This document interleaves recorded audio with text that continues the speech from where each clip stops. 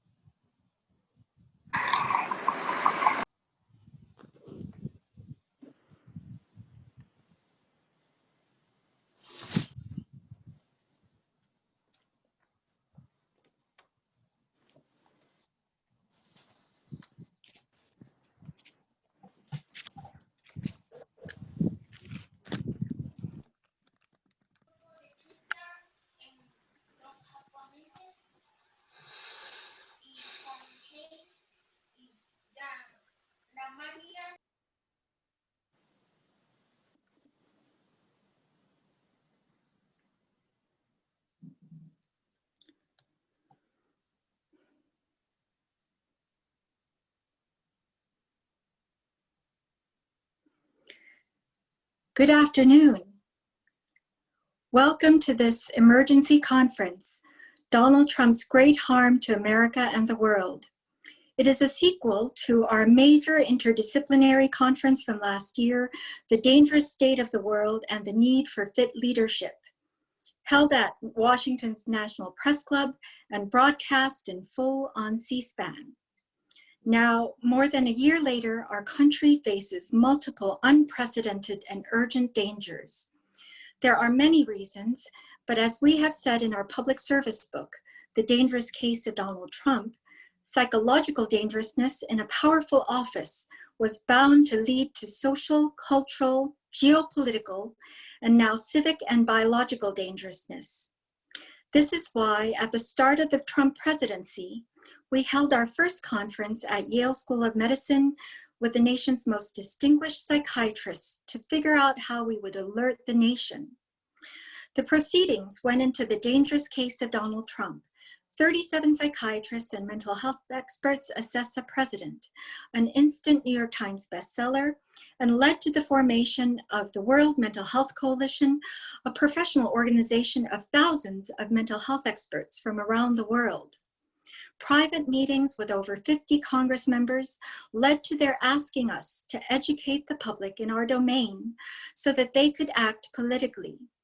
Needless to say, expert voices are suppressed under authoritarian regimes just as they have been under this administration.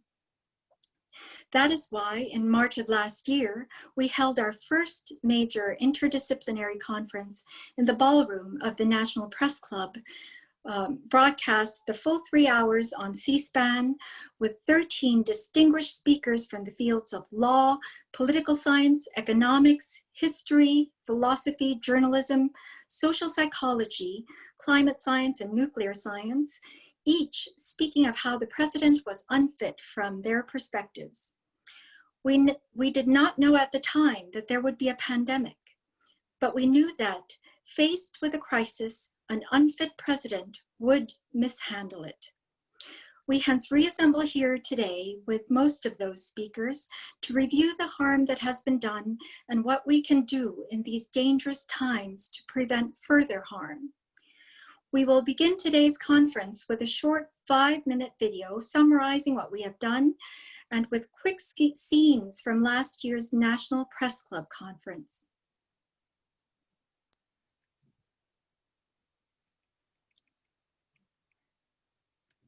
This week's chaos in the Trump administration is by now unsurprising and was, in effect, predicted by the new book, The Dangerous Case of Donald Trump, 27 Psychiatrists and Mental Health Experts Assess a President, edited by Bandy Lee, MD, a psychiatrist.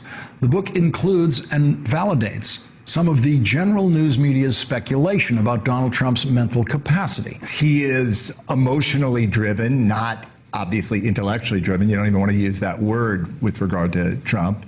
And I absolutely believe that any decision he makes is going to be primarily influenced by the intensity of the emotion he happens to be feeling at that moment. Which includes personal feeling about the person he's dealing with, whether he likes that person or not. You know, it isn't about liking the person, because Donald Trump doesn't like people. What he does is he sees them as useful or not useful, and he sees them as mirroring him and supporting him or opposing him and diminishing him. Thank you very much for joining us. The book is The Dangerous Case of Donald Trump, and this is an historic work in the history of American psychiatry. A bill on Capitol Hill that could start a formal process to evaluate any president's mental fitness is getting more interest, with 56 co-sponsors, all Democrats. The Democrat who introduced the bill joins me now, Congressman Jamie Raskin of Maryland. Congressman, thanks so much for being here. You and several of your Democratic House colleagues met with a psychiatry professor from Yale, Dr. Bandy Lee. She told CNN today, quote, "As the president is unraveling, he seems to be losing his grip on reality and reverting to conspiracy theories. There are signs that he is going into attack mode when he is under stress. That means he has the potential to become impulsive and very volatile," unquote. Did she say that to the assembled congresspeople? Well, I think that Dr. Lee and other psychiatrists who've been up to meet with members of Congress have been predicting increasingly delusional and paranoid behavior on the part of the president.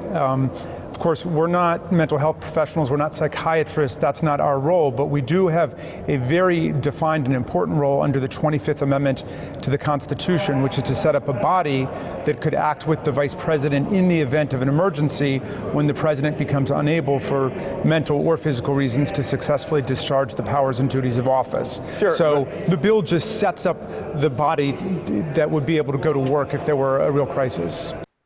It was clear to my fellow doctors and to fellow scientists and to just concerned people that there was something seriously the matter. I'm concerned about many things about his mental instability, but especially in the immediate present, I'm most worried about his unfettered authority to launch nuclear weapons. We also can understand psychopathology, this idea of a feeling that one has the right to do whatever they desire to do. We also see the idea of talking about obsession and compulsive behavior being played out. We feel generally that there should be a more extensive kind of examination of American presidents or potential American presidents, and especially in relationship to their potential response to an extreme crisis, such as nuclear threat.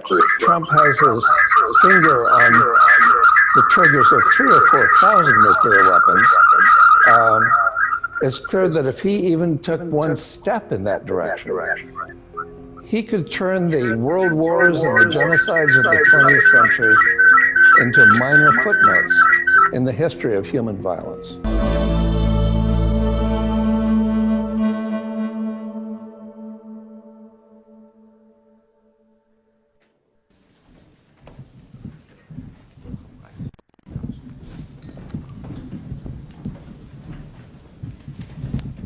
Good afternoon. Welcome to our conference event by the title, The Dangerous State of the World and the Need for Fit Leadership. In times of crisis, individuals regress to a state of delegated omnipotence and demand a leader who will rescue them and take care of them. And that, I would assert, is what is happening in contemporary society. It's a force for human destructiveness when the narcissistically wounded leader rages at the world for depriving him of mirroring and enlists his followers in attacking. Thank you. The last was Dr. Gerald Post, who could not join us today because of illness. But we will now begin our panel discussion, during which I will ask that everyone keep their microphones muted, except for the panelists. We will begin with our special guest speaker, Mr. John Dean, former White House counsel for President Richard Nixon, leading political thinker and co-author of Authoritarian Nightmare. Mr. Dean? Thank you. You know, President Kennedy often said, if you have anything to say, you can say it in a 20-minute speech. Today, we have about 4 minutes or less, which is ample time to say what we would say if we had a 20-minute speech. Bandy, I want to thank you for including me in the program today. While I have a scheduling conflict and can't remain with you, I want to state that you and your collaborators have indeed provided a very valuable warning in the book you've gathered and the essays you have collected. My collaborator, Bob Altmeyer, and I cite your work in our own study of authoritarianism. While you and your collaborators are looking at the very troubling man that's got elected in 2016 and now wants re-election, we focus on the people who elected Trump and hope to re-elect him, his base. To undertake our study, we really relied on about 50 years of social science that has been examining authoritarian personalities. This is Altmeyer's expertise. It's something I've been looking at for a little over a decade, having worked for the last authoritarian president, Richard Nixon. That didn't work out so well. To verify the science involved in this earlier work and its application to Trump and his base, we had the Monmouth University Polling Institute undertake a national survey for us where they administered 5 personality tests to our respondents. We had a pool of about 230,000 people from which we drew about 1,000 registered voters, ranging from Trump lovers to Trump haters. The results were stunning. First, I can report that the Republican Party has become the authoritarian party. This isn't a matter of our saying so. Rather, this is what the respondents to the Monmouth survey informed us, that they were proud of their republicanism and they're proud of their authoritarianism. Second, let me say that we found the glue that holds these people together and makes Donald Trump so attractive to him is very simple. It's prejudice. These people are haters. I don't think any modern president, and I don't know about the unmodern, the pre-moderns, but no modern president certainly assembled so many prejudiced people into a coalition, and they make for a very, very stable base. They are racist, they're homophobics, and they don't like immigrants, even those who happen to come from immigrant families. Finally, let me head towards a conclusion by generally describing the authoritarian followers we found in Trump's base. There are 2 big categories. There are white men without a 4-year college education, and there are the so-called religious right, the white born-again Christians and the fundamentalists. they break down into three very broad categories in authoritarianism. They're social dominators, who are typically the men. They're dominating personalities. They oppose equality and desirous of personal power and amoral. We've had some presidents who are authoritarians, but I'd say that Donald Trump is certainly a poster boy. His followers, however, are made up of people that are tested in social science and known as right-wing authoritarian followers. They're both men and women. They're submissive to authority and aggressive on behalf of that authority. They also, all these people come up with rather stunning results in other personality tests that are administered. They're bullying people, they're zealous, they have very little lack of critical self-analysis or critical thinking, they're moralistic, strict disciplinarians, and other traits. But now, to cap off my 4 minutes, let me just thank you for inviting me, and I look forward to looking at the recording of this program. Thanks, Bandy. Thank you so much, John. It was so good to have you. And I might just add that the right-wing authoritarian scale is something I've used for over 20 years with treating prisoners. So it's a very relevant scale. Thank you again for coming on. Our next speaker is Dr. Jeffrey Sachs, a leading economist, university professor at Columbia, and co-author of the recent landmark report, 130 to 210 avoidable COVID-19 deaths and counting in the US. Dr. Sachs? Andy, thank you very much. Thank you for your leadership. And let me be clear, that's 130,000 to 210,000 That's right. deaths. We have, of course, a national disaster, and as you told us from the beginning, a psychopathic leader and a national emergency. We're going to have to stick together in the coming days to do everything we can to ensure that the democratic process works, and I'm counting on us having a new president. And when we have a new president, we're going to need to take many emergency, urgent actions to undo the incredible damage that this psychopath has done. And I would like to just describe very briefly some of the most urgent steps that are needed that will be within reach of immediate action. Most importantly, we're going to need to implement the basic public health measures that could have been implemented since March and that would have saved those lives, because we will have mounting deaths until we get in place basic national testing, contact tracing, face mask using, and the other essential provisions of public health that have been proven to avoid mass death, but which are not in place in the United States because of the psychopathic nature of this president and his administration. Second, we will need urgently to fund state and city governments. This is what he has rejected every day, because it may be blue cities in his warped mentality. That means American cities that urgently need funding to provide basic services, schools, teachers, frontline workers, including the public health measures that are needed, as well as the extended unemployment benefits that Americans urgently need. Three, we must urgently rejoin the World Health Organization, the Paris Climate Agreement, UNESCO, the Human Rights Council, and the International Criminal Court.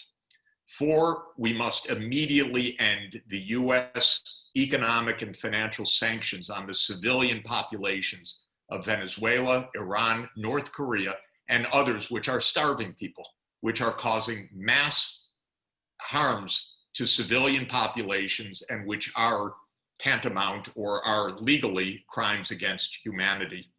Fifth, we should immediately call on China and with China for a mutual and immediate end to Trump's tariffs and China's retaliatory tariffs, so that we reestablish normal relations with our counterpart nation. Six, the new president should introduce legislation to restrict the use of emergency decrees and orders. We are at the edge of democracy, as we know now, because the word emergency is pervasive in our legislation, and Trump has used that to the most dangerous extent. We may just get by narrowly right now, but this cannot persist with this kind of executive authoritarian power. 7, we need immediately to enact comprehensive voting rights reform so that we are not in the situation that we are today with the vulnerability of voter suppression, disenfranchisement, and the destruction of democracy. We'll get through this narrowly, most likely right now, but we must end this kind of voter disenfranchisement. 8, we should introduce immediately legislation to achieve by mid-century net zero greenhouse gas emissions. And fortunately, Vice President Biden has emphasized this point. 9, we should immediately enact a jobs program. We have millions that have been rendered unemployed by the mishandling of this disaster, and they need help. They need livelihoods, and we need energy retrofitting of buildings, solar panel installations, electric vehicle charging stations, so much valuable work to do, and we can help put Americans back to work. And the final point that I would mention at this stage is that we need immediately to restart nuclear arms negotiations, to have an immediate extension of the New START agreement and a freeze on US nuclear arms, so-called modernization of the arsenal, so that we can restart sanity at the global level of global safety for the human species. Bandy, thank you so much for your leadership. You warned us from the start. It was a very hard message to convey. You faced many, many obstacles. We are with you, and most grateful to be part of this program today. I'm most grateful for your important and compassionate presentation, Dr. Sachs. Our next speaker is Attorney Richard Painter, former Chief White House Ethics Counsel for the Bush-Cheney administration, professor of law at the University of Minnesota, and a co-author of an important report put out by the Citizens for Responsibility and Ethics in Washington. Mr. Painter? Thank you very much, Bandy. I've been told that I have about 3.5 minutes to sum up my concerns about President Donald Trump. Well, that's actually a lot of time. One can do a lot in 5 minutes. For example, the President of the United States can order the launch of American missiles, and land-based missiles probably would be in the air within 5 minutes, according to most military experts. It would take 15 minutes for the submarine-launched missiles to get into the air, according to a lot of the experts. That's what Donald Trump could do. That is what we've exposed ourselves to for 4 years. I ask every American to read President Trump's Twitter feed, to listen to his speeches, to watch the debate, particularly the first debate against Vice President Biden, and ask yourselves the question, do you want this man in the White House with the ability to destroy human civilization in 5 minutes with a decision to launch nuclear weapons? That is just the beginning of our concerns about President Donald Trump. But it's a serious concern because there is no going back once that presidential decision is made and those missiles are in the air. President Donald Trump is mentally unfit for office. Bandy Lee has opined on that repeatedly at the risk of her career from those who wish to silence her academic freedom and her exercising not only her First Amendment right, but her obligation as a citizen and as a medical expert to speak out about the mental health of Donald Trump. We see on top of the president's mental instability, the gravitation of our federal government, the executive branch in particular, towards authoritarianism. And it is here that I would refer to the report that has just been issued on the Department of Justice under William Barr. This is a report by the Center for Ethics and the Rule of Law at the University of Pennsylvania, and Cruz, Citizens for Responsibility and Ethics in Washington. Professor Claire Finkelstein at the University of Pennsylvania, I believe, will add some remarks about that.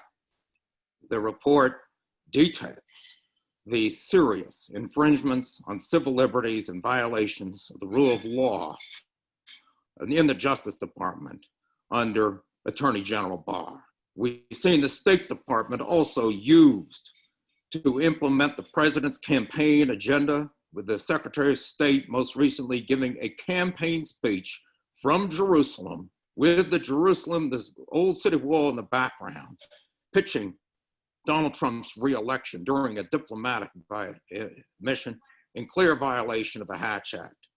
The president has received foreign government emoluments in violation of the United States Constitution, payoffs that the founders specifically prohibited in the Constitution, and 3 circuit courts of appeals have looked at litigation brought by private plaintiffs against the president, and 2 of those suits have proceeded beyond the courts of appeals. But we ask ourselves, why is Congress not doing more? Why has this president not been removed from office?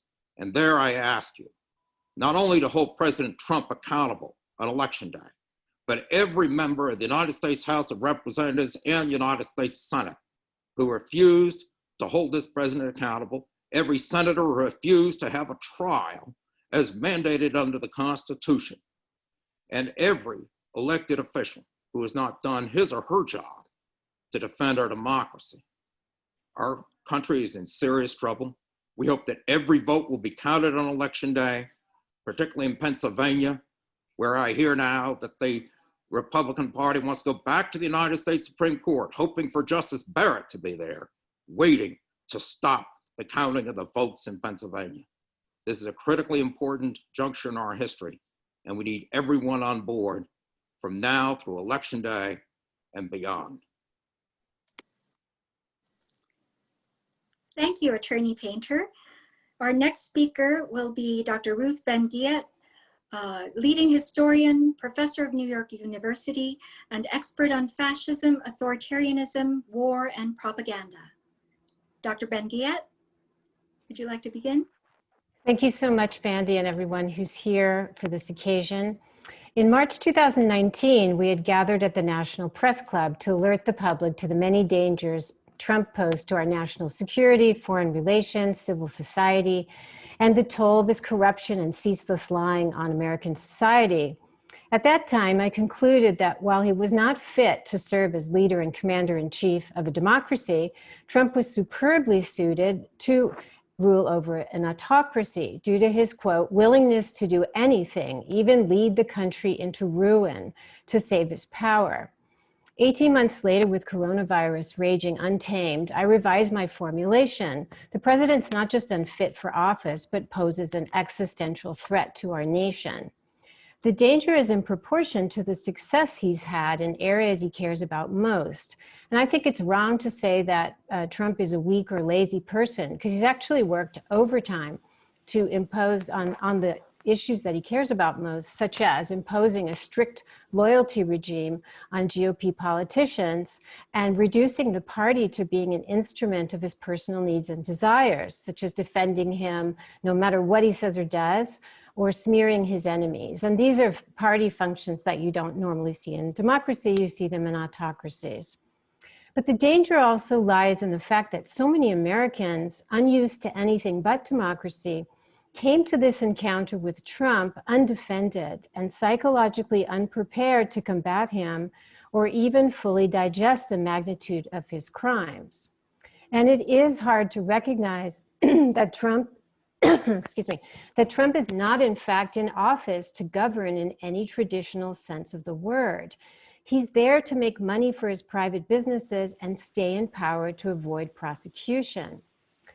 Throughout history, the human capacity for denial has led people to be unable to see what's in front of them until it's too late in situations of declining democracy.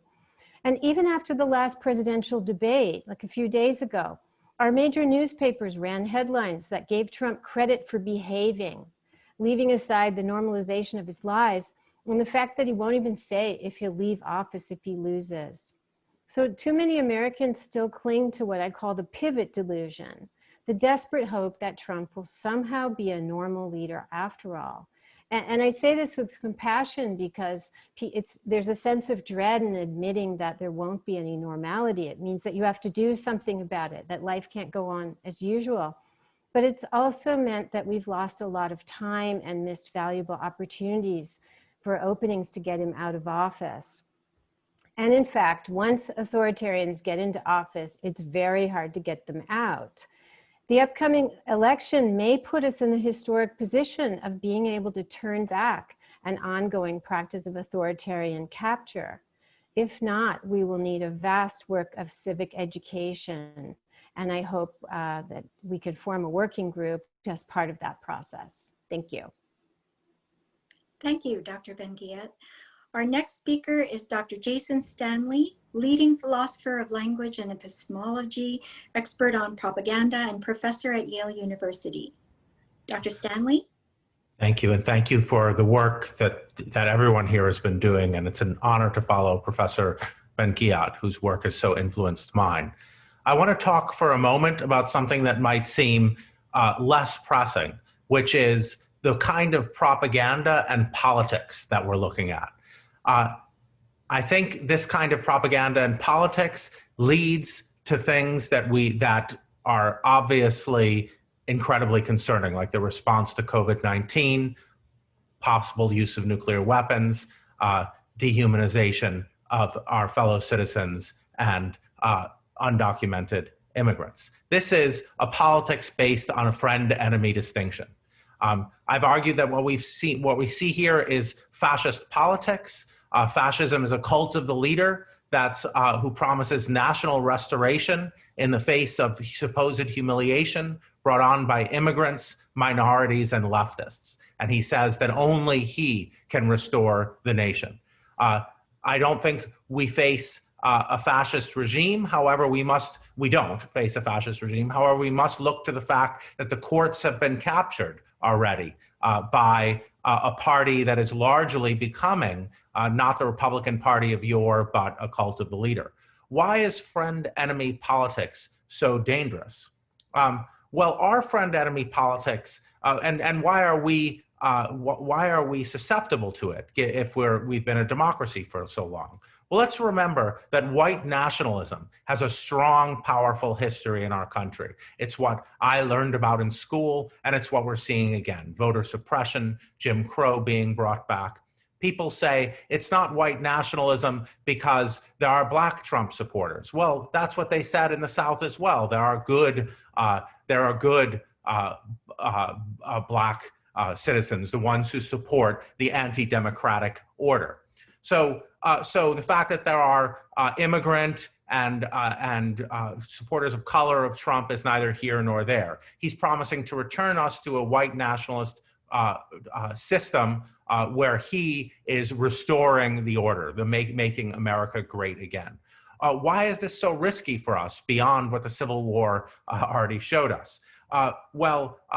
In a friend-enemy distinction, truth is destroyed because even if your enemy is saying true things, then it doesn't matter. They're saying true things only in order to win. All that matters is winning in a friend-enemy distinction. If your leader lies, then at least he's lying for you because it's battle. And in a battle, the truth and lies don't matter, just winning matters. Third, what Timothy Snyder calls pseudo-populism. The joy at seeing one's enemy suffer is central to this politics. It's called somewhat moderately owning the libs here. But the desire to see people in blue cities and blue states suffer, the desire to see opponents, minorities, immigrants suffer, is central to this politics. And finally, nihilism. Nihilism is central because in a war, you get in a mindset where it's pleasurable to see your enemy suffer, and your own existence is less important than the ultimate demise of the enemy. So the end of all of this politics is ruin for all. Thank you. Thank you, Dr. Stanley. Our next speaker is Dr. Gar Alperovitz, leading political scientist, founding fellow of leading policy institutes, and former professor of political economy at the University of Maryland. Dr. Alperovitz? Thank you very much, Bandy. I'd like to turn the direction a little bit towards a different context. Why is it that we Americans elect a man like Donald Trump? So there's enough we're going to say about the man himself. But I think what we need to look at is something what I would call a systemic crisis emerging in many parts of the world where populists of this kind are emerging. And so if you look at that context, the question becomes, what is our responsibility in changing the political and economic strategies that have allowed these emergent figures to come again and again in Europe and here, and I think we will see more in both places. And I would say that we are at the end of a period when we can accept the traditional politics of basically based on social democracy, which was supported by labor unions. I am and was part of that, working in both houses of Congress and in the executive branch of the US government. But American labor unions have disappeared. Basically, they're down to 6% of the labor force in the private sector.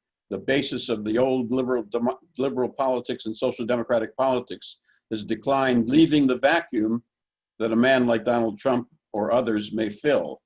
So it's our responsibility both to get rid of this man, to prevent another one to come, but also to deal with, and first simply to confront the need to deal with a whole transformation of our political and economic direction, which means rebuilding from the bottom up a new kind of politics.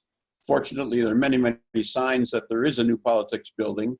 There's also a new economics in communities around the country where there are large-scale community building efforts of economic ownership, not only cooperatives, but large-scale economic community building efforts, rebuilding the basis of a new politics that can stabilize the system over time.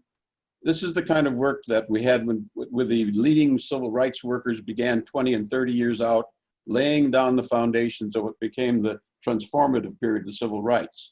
And those of you who have followed it just under the horizon, just under the spectrum that's covered by the normal press, there is enormous explosion of not only cooperatives, but complex, large-scale 400 or 500 worker community-owned enterprises, new environmental strategies, public banking beginning to develop, public planning developing in many states, much of it not yet covered by the mainstream press, but increasingly understood by many, many political figures in states around the country, laying the foundation for a politics that can preempt the next Donald Trump, not simply waiting for us to allow and to have and to permit the development of the kind of people who are paranoid, or the psychologists among us will describe more sharply, can exploit the divisions we face. So I would turn the horizon towards us, what we can do in the next period. Elected Democrat would be my favorite, but also to rebuild the basis of a new politics, just as happened in the progressive era, just as happened in the civil rights era, but laying down economic foundations on the basis of many, many, many developing experiments and efforts around the country that suggest a new direction beyond the context which allowed us to accept and build a man like Donald Trump into the office of the presidency of the United States. Thank you very much for that, Dr. Alperovitz. Our next speaker will be Dr. Joseph Romm, leading climate expert, physicist, former acting assistant secretary of the U.S. Department of Energy, and editor-in-chief of Front Page Live. Dr. Romm? Thank you, Bandy. Thank you again for having me back to this. I want to go back to just the presidential debate, the last one, where Joe Biden said, you know, we have to transition off of oil in the coming decades. And this became, you know, somehow a gaffe. And I think shows the state of our politics and our media, that a statement of absolute fact, we must transition off of oil over the next few decades if the world is going to avoid catastrophic sea level rise and wildfires that make the ones that are currently going on look mild, and, you know, heat waves and dust bowlification. But nonetheless, how does the media treat this? You know, Donald Trump repeats, oh, you know, this is the biggest gaffe. This is the biggest gaffe ever. And as a result, the media reports, oh, you know, Joe Biden is on the defensive. This is the state of affairs that we have gotten into for a couple reasons. One of which is that you know, big oil and big coal launched one of the biggest disinformation campaigns in the world to spread these lies. And those have since been picked up by right-wing media like Fox News, the online Russian Trump bots. And frankly, you know, this stuff appears every day on Facebook because Mark Zuckerberg simply refuses to ban it. This is the enabler of Trump. I mean, Trump is merely sort of taking to the ultimate level what the tobacco companies were able to prove, what the big oil was able to do, which is, hey, we don't have to run a disinformation campaign on just one thing. We can just lie all of the time. And as I said last time, you know, Trump is a con man. His personal attorney said he was a con man. His founding text is a declaration that he's a con man. His 1987 book, The Art of the Deal, explains that Trump uses, quote, hyperbole and, quote, exaggeration to, quote, play to people's fantasies. So, you know, he is a self-avowed liar. And obviously the Washington Post and others have documented just more lies than any other president, you know, probably by about a factor of 10, maybe a factor of 50. But to this day, the media treats him as a president who happens to lie rather than a con man who happens to be president. And so they let the tall tales and the fantastic tweets drive the daily news cycle. And, you know, I think if, you know, for those who thought, oh, these lies aren't material, the denial of science is immaterial, we have obviously seen with COVID-19 the highest level of danger posed by an embrace of pseudoscience, an embrace of a con man who lies all the time, is unfortunately, you know, over 100,000 Americans dead who didn't have to die. There's just no question about that. We're at like 230,000. At least 100,000 of those would not have died if we had had a president who accepted science and who did not lie all the time. And I think, unfortunately, we're headed towards a path where we're going to lose another unnecessary 100,000 Americans because Donald Trump is president. So, you know, I think it's incumbent on everyone. You know, what is the solution? We will get rid of Trump, and hopefully we'll be getting rid of Trump this November. And obviously that is a priority.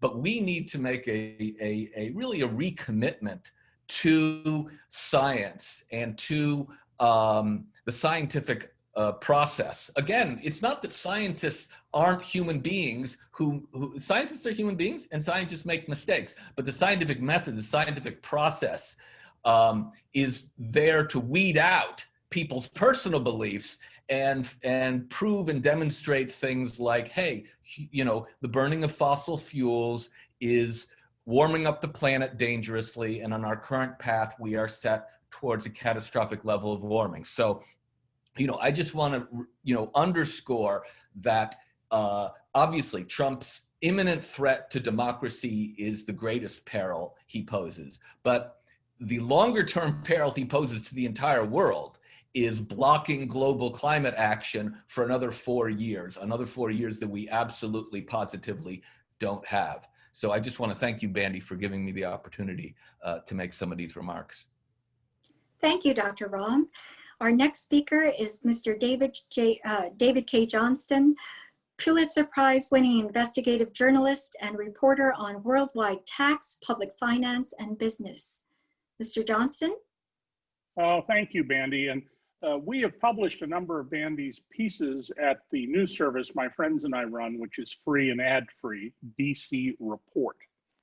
I've known Donald for 32 years, and I have what I'm sure is the world's largest collection of Trump documents. 4 years ago, one of the reasons Donald Trump was able to get to the White House was that my peers utterly failed in their duty to investigate Donald. For example, nobody seemed to know, even though I reported again back then, that Donald had been deeply entangled with a major international cocaine trafficker for whom he did extraordinary favors that, in my view, make it clear he was in the cocaine trafficking business on the financing end. He has been tried twice in the past for tax fraud, civil tax fraud, lost both cases. And there are many other things about him I put in my book, The Making of Donald Trump, but I couldn't get my peers, my former colleagues at the New York Times and the LA Times, to pay any attention to this. Now, having said that, I think it's important we recognize that Donald Trump is not the problem. He is the symptom of a problem. Yes, Donald is, in the vernacular, crazy. I recognized that decades ago. He is a sociopath. You are not a person. No one around him is a person. They are objects to be used, abused, and thrown away. But the people who support Donald Trump have real grievances that we, and I mean those of us on this panel, have failed to recognize, appreciate, and do anything about.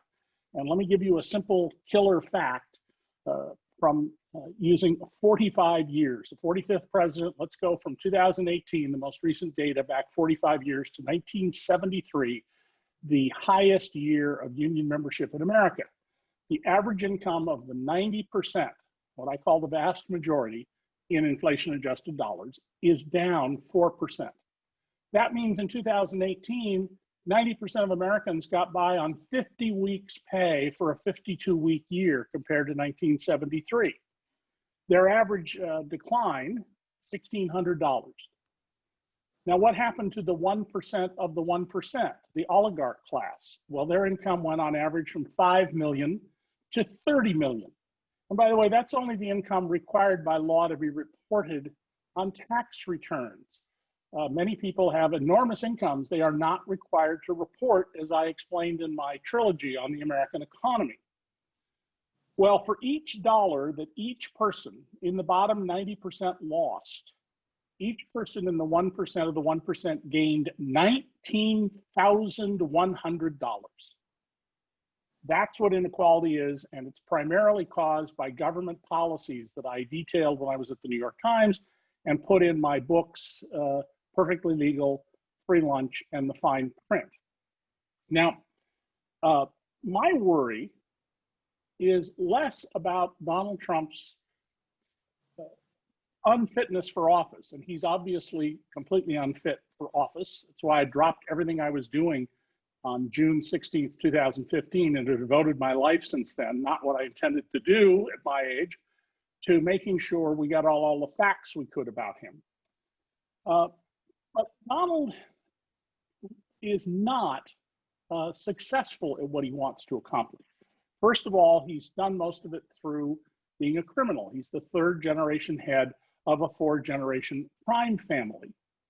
And he is in fact lazy. He's very lazy. That's why he watches TV all day. You don't have to work hard to accomplish some things.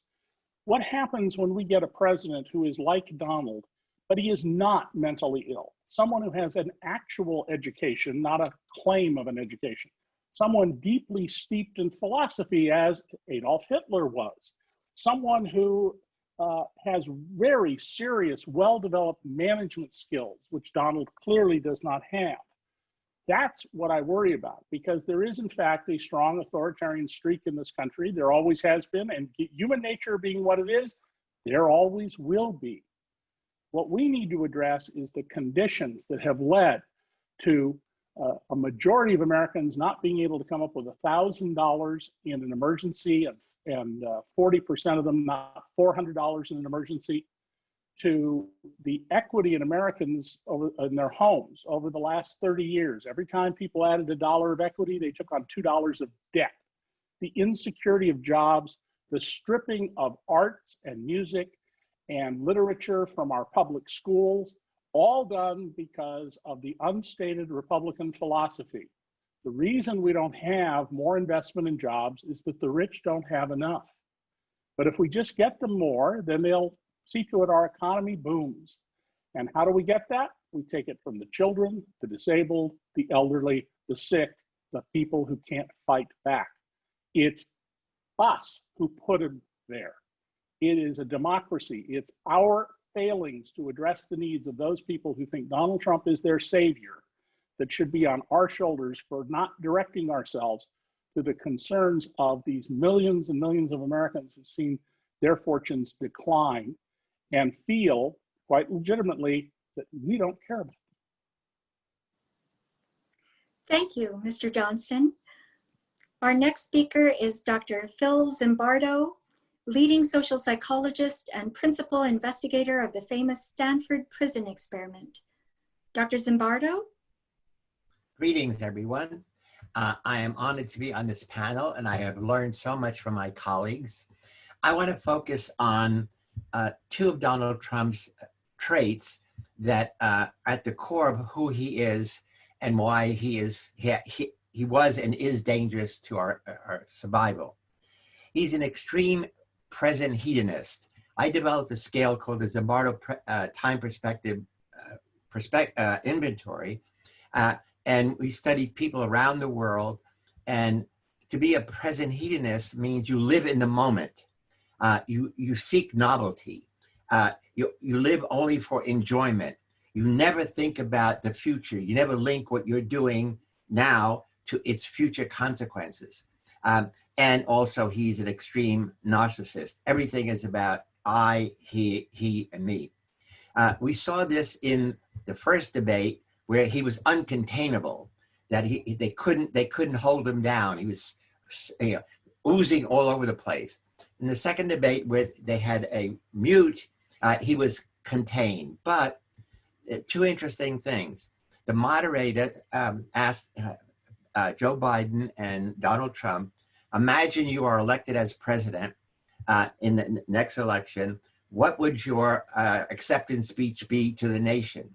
And Biden said, so this means you have to imagine, something that's going to happen next month.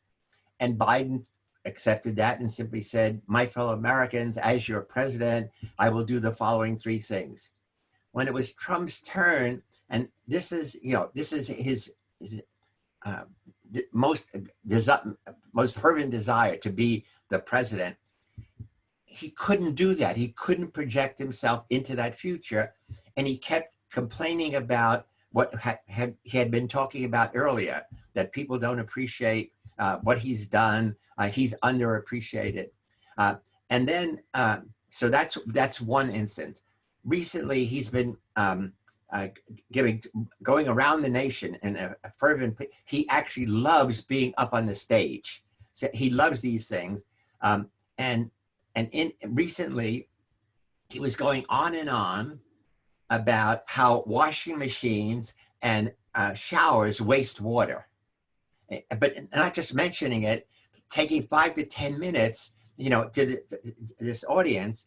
And what this was he was following up on Biden's sense of that he is not interested in conservation. He's not interested in that we have to conserve our resources given the climate change.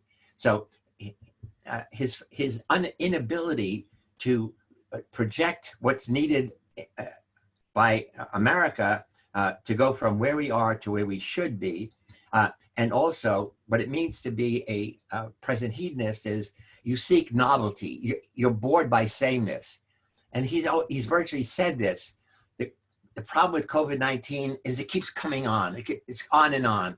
It's boring. He says, essentially, he with his hand, he said, let's get past it. Let's get by it. Let's get on.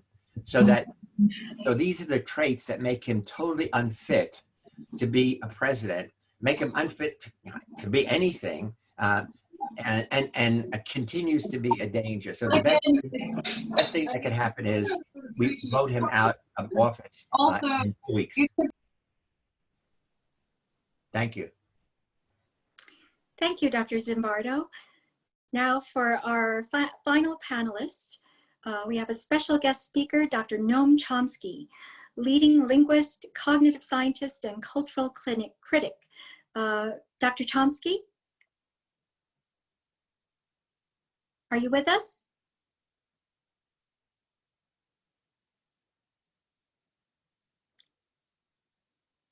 Okay, it seems, oh, there you are. Okay, good.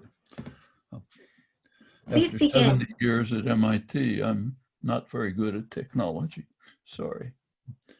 Well, I've been listening with great interest to the other panelists have brought up crucial issues. I don't want to repeat them. There's no need to dwell on the significance of this election. There's never been one with such amazing, remarkable consequences. And it should be borne in mind that to remove Donald Trump from office will be no easy job. If he loses the election by a small margin of votes, he will win the Electoral College. Unless there's an overwhelming vote against him, he's likely even to win the Electoral College, thanks to our highly regressive political system, which is very serious. If the United States were to try to enter the European Union with our current political system, we'd be turned down by the European Court of Justice. Can you hear? There are many very serious issues to be concerned with. So first, he needs an overwhelming, Biden would need a substantial victory, popular victory margin. And even then it's not secure. As you all know, the president has declared publicly that if he doesn't like the outcome of the election, he may just refuse to leave office. And the political party that's behind him accepts this. They have batteries of lawyers working on ways to find a way to get around the election if it doesn't come out the way they want. Now, this is taken very seriously. I suspect you've all seen, for example, the open letter written to the chairman of the Joint Chiefs of Staff, top military officer, by two highly regarded retired military commanders, John Nagel, Paul Yingling, reminding the chairman of the oath he took when he took the office, namely to defend the country against enemies, domestic and foreign. They said, we now have a domestic enemy, a lawless president, backed by a party of supplicants who may demand to retain office, surround himself by paramilitaries and armed militias. And it is your duty, General Milley, to send in the military, maybe a battalion of the 82nd Airborne, to disperse the forces around him and remove him physically from office. Whether this is realistic, I don't have any idea. But the very fact that it's being discussed is a shocking comment on the nature of the political system. It's nothing like this has happened in 350 years of parliamentary democracy in England, 250 years here. It's very serious. Well, suppose Trump is in office for another 4 years. His relentless drive to accelerate the race to disaster on climate, on environmental destruction, may very well carry us to tipping points that are irreversible. If not, it will certainly make it far more difficult to deal with the crucial existential problems in the limited time available, a decade or two. The threat of nuclear war, which is severe, will almost be certain to increase. He's dismantled most of the arms control regime, developing new weapons of mass destruction, basically inviting others to do the same. There are many provocative acts around the world which are severely raising the danger of war, Middle East, Russian border, off the coast of China. All of this is sure to increase. Those who know the record of nuclear threat of nuclear issues since 1945 know that it's a virtual miracle that we've survived. Another accelerating the threats that reduces the possibility of survival substantially. Meanwhile, our democratic institutions are being shredded. The extreme end of this is the idea that he may simply not leave office. The problems that we face are all international in scope. Global warming, nuclear war, pandemics, they have no borders.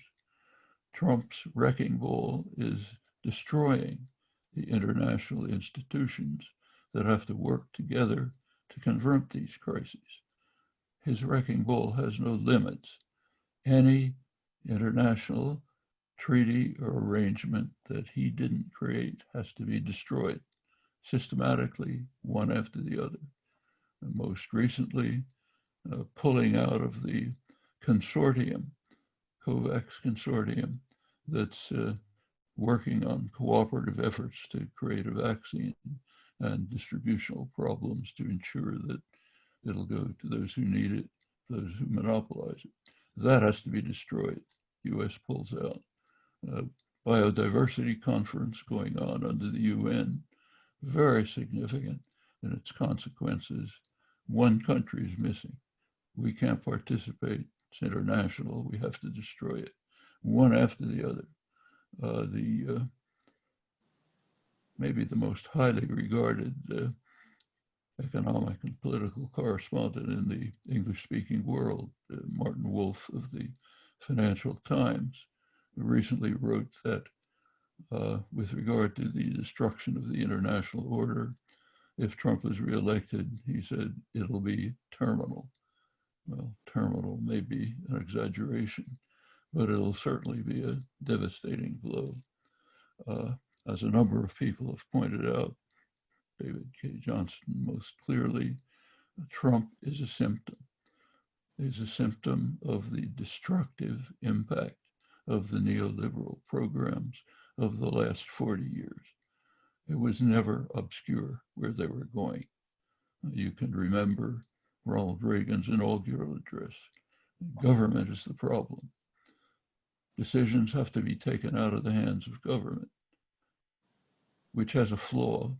It's partly responsive to the public. So we therefore have to end that. The decisions are not eliminated. They go to somewhere else. Where? Unaccountable private institutions. That's where the decisions must be made, in the corporate sector. What this means was spelled out immediately by the neoliberal economic guru, Milton Friedman, wrote a famous article at the same time saying the sole goal of a corporation must be self-enrichment. Meanwhile, rules of corporate governance were changed so that CEOs could elect their own board to set their remuneration. Put all this together, it's not hard to predict what will happen. There's actually a recent attempt to estimate it by the Rand Corporation, tried to figure out how much wealth was transferred from the middle class and the working class, lower 90% of the population, to the top during the neoliberal years. The figure they arrived at is $47 trillion lost by the working class and the middle class, not to the top 10%, to the top fraction, actually fraction of 1% if you look at the way it's distributed. The top 0.1% of the population now hold over 20% of the wealth. That's twice what they had when these programs began. Trump is turning a monstrosity into a caricature. Getting rid of Trump won't end the monstrosity. There's a lot to recover. Now, we know the answers to everything, every problem that's been mentioned. We have ways of dealing effectively with the environmental crisis. They're within reach, they're feasible. Case of nuclear weapons, it's obvious. Case of international institutions and our own democratic institutions, yes, we know what has to be done. The answers are there, but knowledge is not enough. It's necessary to grasp the options that are available energetically, with dedication, with commitment. If we don't do that, the fate of the human experiment is very much in danger. Thank you, Dr. Chomsky, for that sobering, critical note. If you'd like to stay for 1 minute, we will start a 10-minute roundtable conversation among panelists discussing solutions. Major problems require multidisciplinary solutions. And so now, based on what you have all heard, we'd like to go through each person in speaking about solutions. So feel free to give your 1 minute analysis and recommendations. Dr. Chomsky, would you like to add anything in terms of immediate solutions at this time? Well, there's no time in a minute to go through possible solutions for all of these problems, but I would just like to emphasize that there are solutions. Just start with the environmental crisis. There are very detailed proposals, very solid proposals, some worked out by a colleague, co-author of mine, Robert Pollin, economist at University of Massachusetts, some by Jeff Sachs, fine economist at Columbia, using different models. They all pretty much converge. With 2 or 3% of gross domestic product, a fraction of what's spent on other things, we can reach the level of net zero emissions by mid-century. Biden's gaffe, as the press described it, but a prerequisite for survival. Yes, we can reach that with better jobs, more jobs, a better life for everyone. The means are readily within reach. The same is true of the other issues. To dismantle the entire neoliberal assault of the past generation, which is incidentally bipartisan. Clinton contributed to it, Obama contributed to it. That's a job, and that's going to require significant activist effort to press the political system towards more reasonable social democratic objectives and to go beyond. That all can be done. It's been done before, can be done now. Thank you, Dr. Chomsky. I know you have limited time. Thank you so much for your contributions and for joining us. Thank you. Sorry, I have to leave. Bye-bye. So we will turn to the rest of the panelists. Perhaps we can go in order. Dr. Jeffrey Sachs, is there any comment you would like to add as a solution? Thank you very much. What an honor to be with all of these panel members. What an honor, and so thankful, Bandy, for you pulling us together.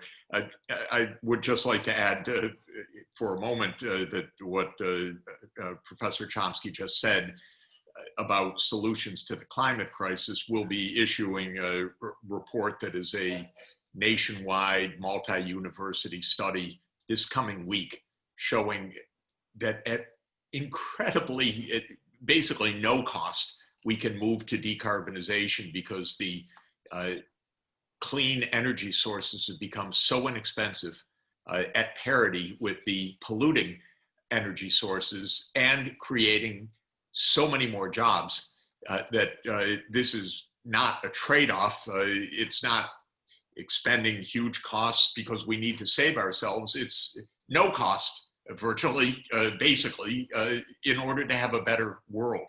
This is like so many of the challenges that we face. The solutions are not huge burdens.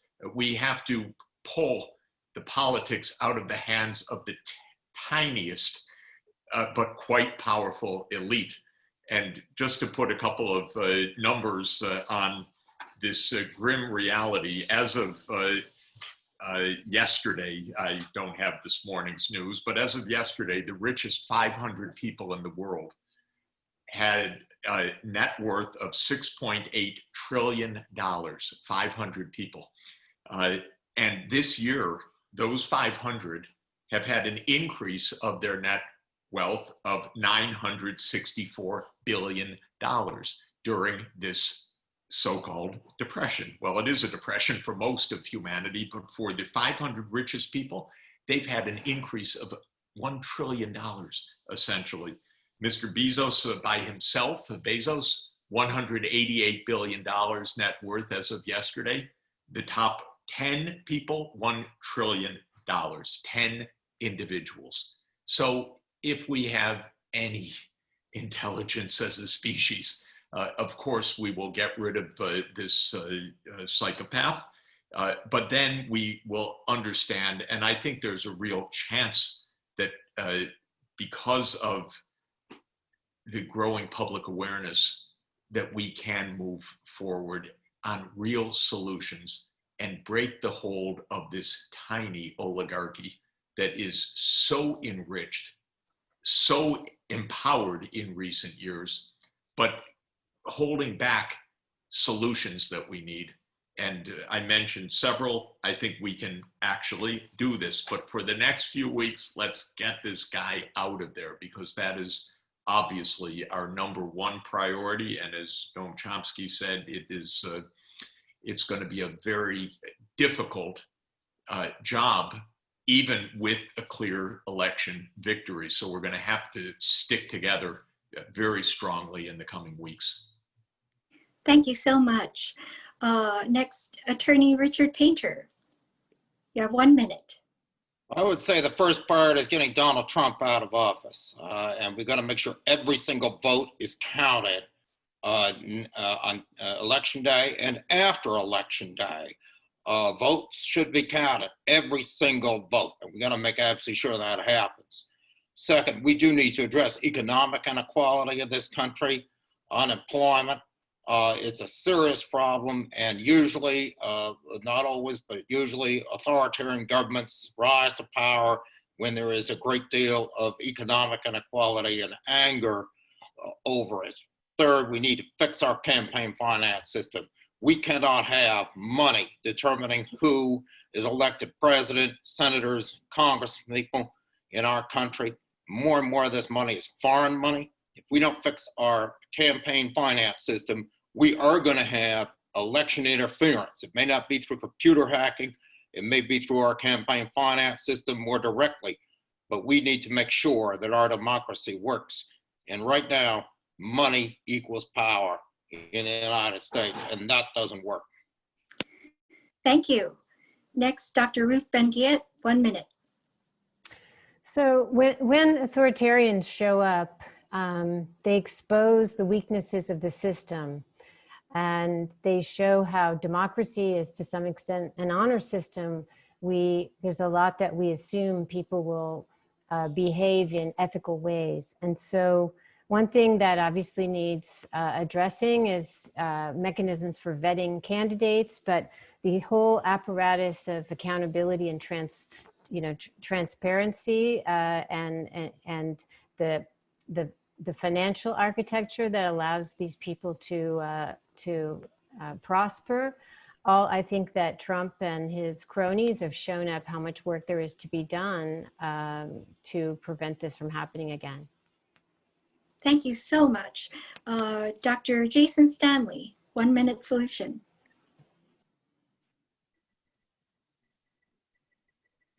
Dr. Stanley. I'm going to focus on what I work on, which is language and communication.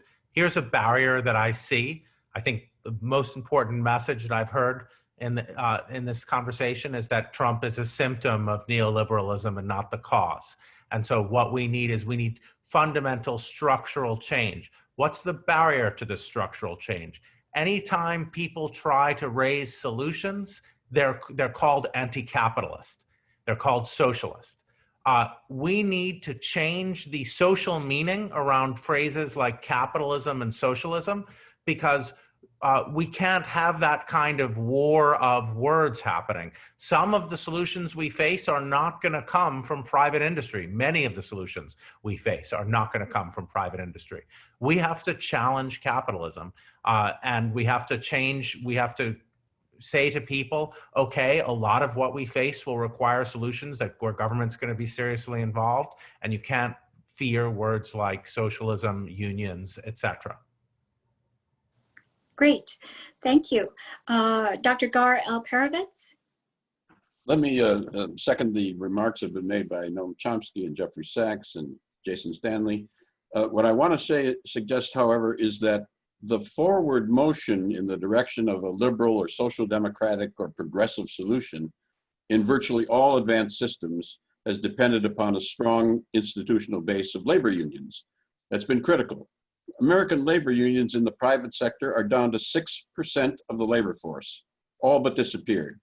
Rebuilding the institutional foundations of the next progressive politics that will be capable of solving the problems that a man like Mr. Trump is exploiting is critical. Fortunately, there's a great deal of work on the ground, building new community and worker-owned structures around that the press doesn't cover much. Public banks are beginning to develop all over the country. Land ownership of community buildings beginning to develop. These are the preliminary developmental structures that point towards a transformative base for a new politics beyond the weakening politics of traditional liberalism, out of which I came, which based on labor unions, but looking for a much more powerful direction that opens up a big space for the building, or we'll run into more exploitation of the problems that the weak politics we now have is occurring all over the world. Donald Trump is not the only populist. This is a worldwide phenomenon, which is going to require a fundamental solution, new direction institutionally at the base of our politics. Thank you. Dr. Joseph Romm. Hi, thank you. You know, I certainly echo what Dr. Chomsky and Dr. Sachs said, and I appreciate the great work that Dr. Sachs has been doing on solutions to climate change. And you know, if Biden is elected, I think that we're going to see a very aggressive and progressive clean energy and climate program. I just want to say that one of the things that progressives, liberals have to learn how to do is communicate a whole lot better. It's clear that you know, the focus on this fact-based, logic-based, you know, communications. This is, you know, facts are not what persuade people, and I think, you know, Dr. Kahneman, who won the Nobel Prize for helping create behavioral economics, said that, you know, facts are not what persuade people. They need a story. And, you know, it's one of the reasons I launched frontpagelive.com. We try to, you know, tell the accurate stories of climate change and the news in general, but in a way that can go viral. And I had written a book, How to Go Viral and Reach Millions, and generally work with groups to help them understand that, you know, what Trump has shown is that there is a powerful way of communicating that is not grounded in logic and facts and numbers and literal language. And it doesn't mean that we shouldn't represent the truth. You know, climate change is reality, but it is incumbent on us to learn how to communicate a lot better. And I just think that what is taught in schools and higher education about effective communications is in fact the exact opposite of the way most people talk. And as a result, it has been possible for the right wing and conservatives to, you know, characterize progressives and progressive ideas as elitist and ivory tower. And, you know, one of the reasons I'll say that Joe Biden is doing so well is that he is, you know, a regular person. I think people can see that he is a regular person. I thought it was very funny that Trump mocked him for not going to an Ivy League school.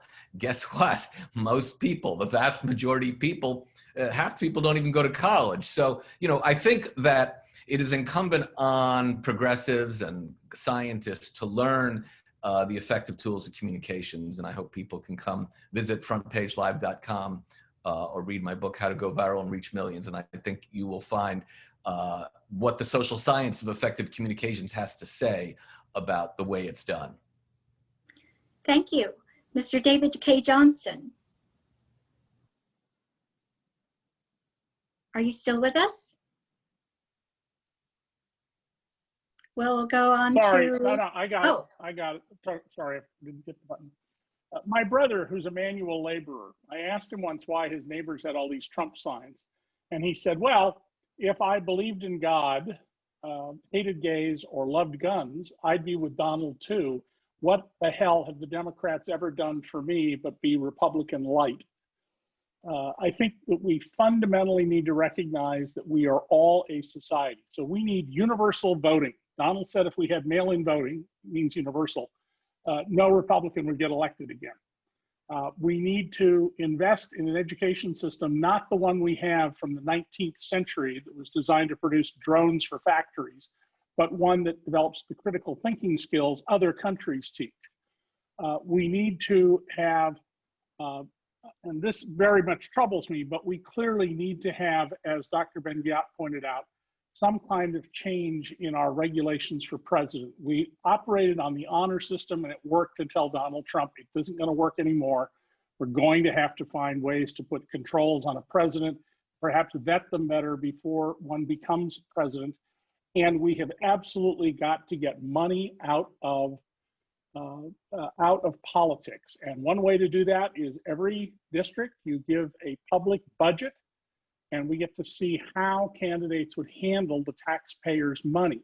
That's all not going to work with this Supreme Court, which equates money with dollars, but we can change that. We have the power to do that. I think we should look upon this as an enormous opportunity to do what our Constitution was intended to do, and that was to show how far can the human spirit go if we make people free. Thank you very much. Dr. Phil Zimbardo. Your 1-minute solution, please. Yeah, the thing we need a solution for now is curbing the pandemic, which is still out of control. In fact, many of us take it for granted now. So we have to, solution is make it non-political. Put the scientists at the center of disease control in charge. Help clearly fund the pharmaceutical companies developing a new vaccine. Have in place now a way of distributing the vaccine around our country. So this is really, really critical.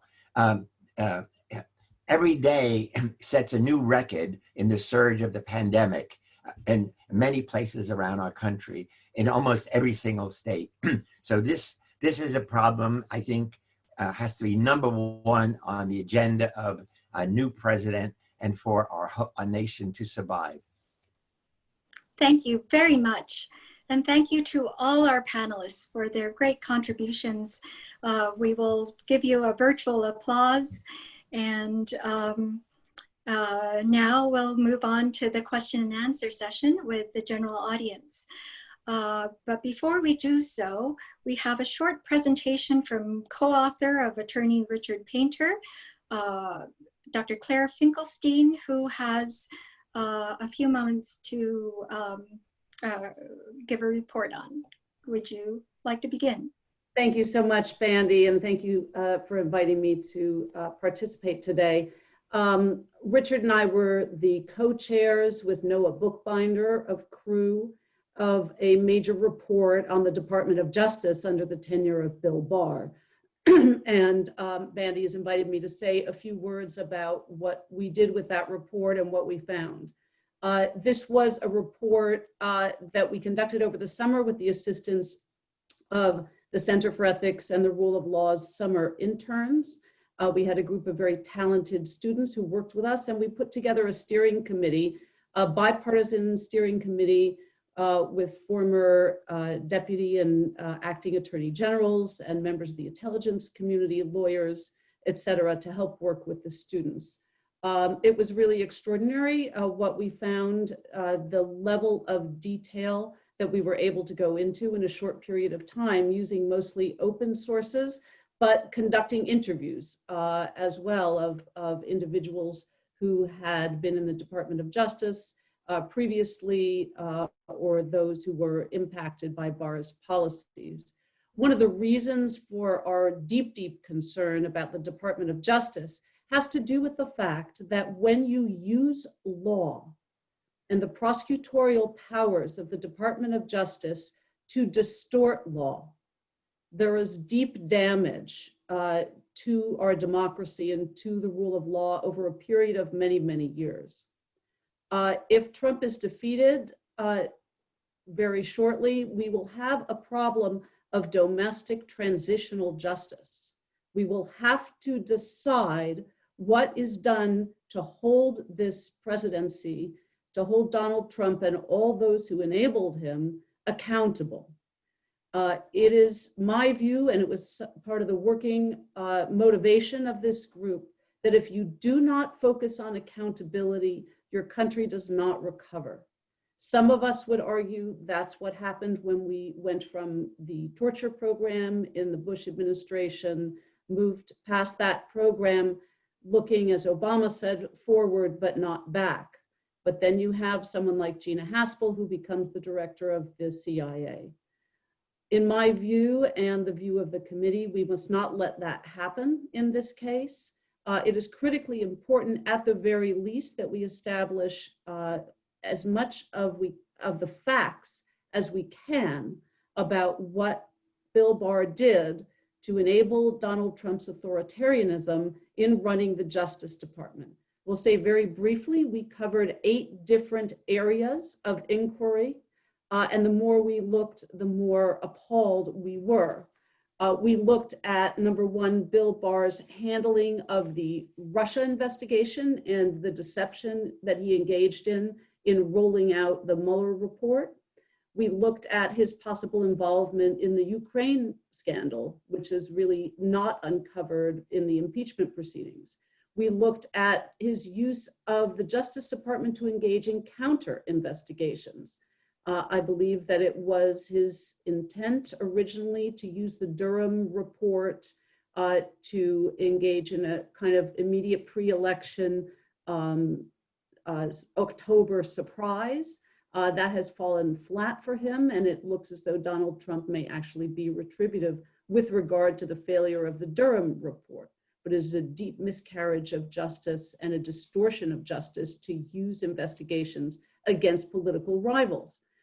We examined the politicization of prosecutions to give lenient sentences or commutation to friends of Donald Trump who were willing to help him cover up his misdeeds. We looked at the abuse of emergency powers and the deployment of federal agents in Portland, and we looked in detail at what happened in Lafayette Square. And it looks as though Bill Barr was directly and personally involved in giving orders to the DC police. We looked at the firing of politically independent federal employees, such as inspectors general. And it's obvious that there has to be great strengthening of the independence of inspectors general. We looked at the politicization of the intelligence community and the deep damage that that has done and will continue to do, I think, for quite a long time. And finally, we looked at the politicization of a number of critical offices in the Department of Justice, such as the Office of Legal Counsel, which has a very deep and problematic history in terms of distorting the law. It is our firm belief that there needs to be correction, adjustment, and accountability for these misdeeds. And we strongly recommended, again, the results of a bipartisan investigation, that there should be an impeachment inquiry into the activities of Bill Barr at the Justice Department. And that is still necessary and still critical, even if Joe Biden wins this election and we have new leadership in the Department of Justice. Thank you very much, Dr. Finkelstein. That the Attorney General used the law to subvert the law is a parallel that we have also made with the mental health field, that the American Psychiatric Association has subverted professional ethics to subvert our professional responsibility to society. And so all fields in all professional domains probably need to stay with their standards and norms and to hold people accountable when they stray from them. Now, before we go to the audience questions, we have a short video. First of all, in March of this year, when we heard about the pandemic, we issued the Prescription for Survival. It can be found on prescriptionforsurvival.org, where we stated that for medical reasons, we believe that the president needed to be removed from office as a process of removal from dangers, and if not, that his influence be removed. And since our prescription has not been heeded, we have recently issued a statement. Really? I hadn't noticed. I'm sorry, please mute your microphones if you can until the question and answer session. And so this is a sampling of more than 100 psychiatrists and mental health experts who go on video record to state that this president needs to be removed from presidency and candidacy for re-election for reasons of psychological dangerousness and mental unfitness, for which we have standards.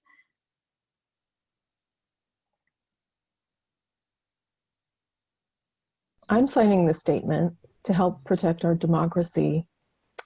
Descendant of families who came here in colonial days, as an ally of those who are not white and privileged, and as a lifelong protector of children and families.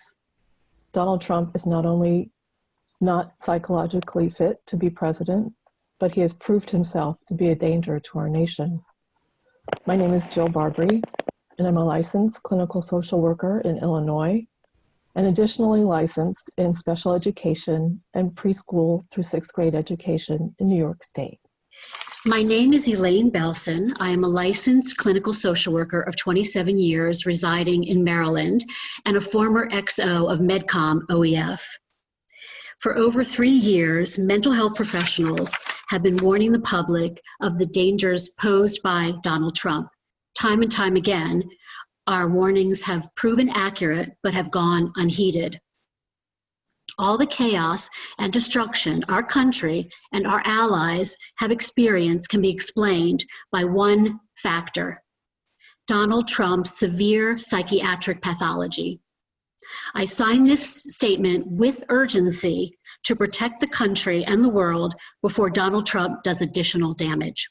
My patients keep asking me, why doesn't somebody do something? They feel they've been taken hostage by the president and his enablers. On behalf of them and all Americans, it's time that we all join. I am Dr. Elizabeth Bennett, licensed psychologist from Massachusetts. Arthur Blank, Jr. I'm a clinical professor of psychiatry at George Washington University and a psychoanalyst. I teach in the Washington Psychoanalytic Institute, and I'm formerly the national director of the VA's community-based counseling centers for combat veterans. I'm very happy to be signing this statement since we can't have someone as disturbed as president. Thank you. Okay, thank you very much. Now we will go to audience questions. When you have a question, please go to the bar at the bottom of your screen where it says participants. If you click on it, you will have the option to raise your hand. And when we call on your name, that's when you can unmute yourself and ask your question. Please keep them brief. Please specify which panelist you would like to direct your question to.